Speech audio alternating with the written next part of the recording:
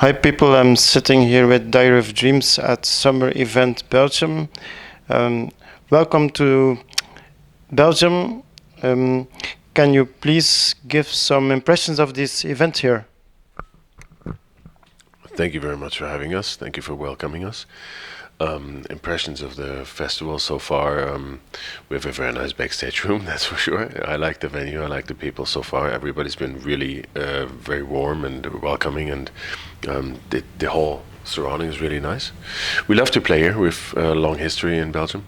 I don't know when the first time was that we played here, but it was early 90s probably. So it's great. It's like a little bit like coming home. We're neighbors after all, so it's just around the corner for us. And yeah, that's pretty much what I can say about the festival at the moment. I saw the first band, bits and pieces, but that's it. So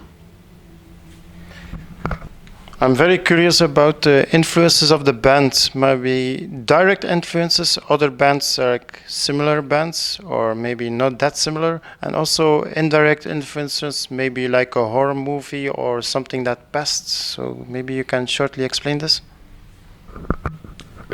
Actually, this is a evening filling topic, because I think I have influences on very different scales, and musically I would say it was never one specific band or one specific artist. It was always like bits and pieces of, you know, that song of that band, that part of that song, whatever, you know. It was never like that band in general.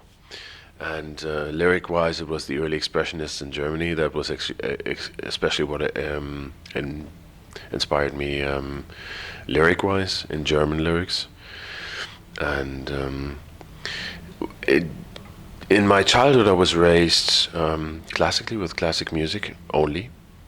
And later on, in the early 80s, I got introduced to electronic music, which was through my little radio that I had in my room.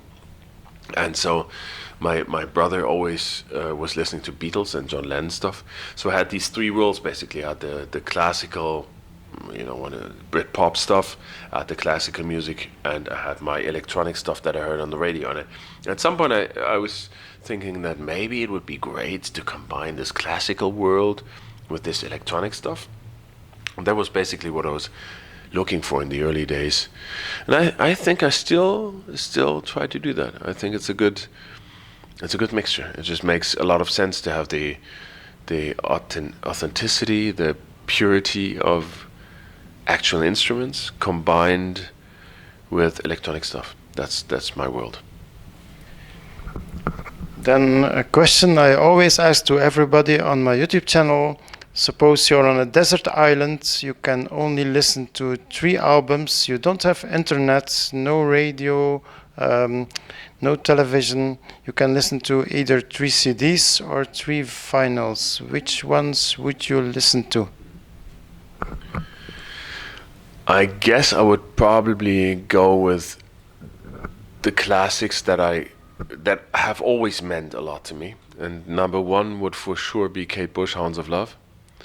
Number 2 would for sure be Pink Floyd, The Wall. And number 3 is a difficult one.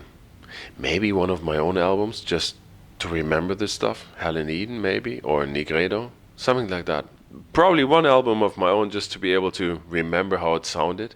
And the other 2 for sure, the ones I named, yeah. I thank you for giving us the interview. I wish you a very good concert. Very curious to see you back after a gap of 10 years for me personally. This interview was by Jan Vervaeke for Jan Vervaeke YouTube channel and Jan Vervaeke Foto Film Facebook page. Thank you very much and see you soon and have a great concert. Bye bye. Thank you.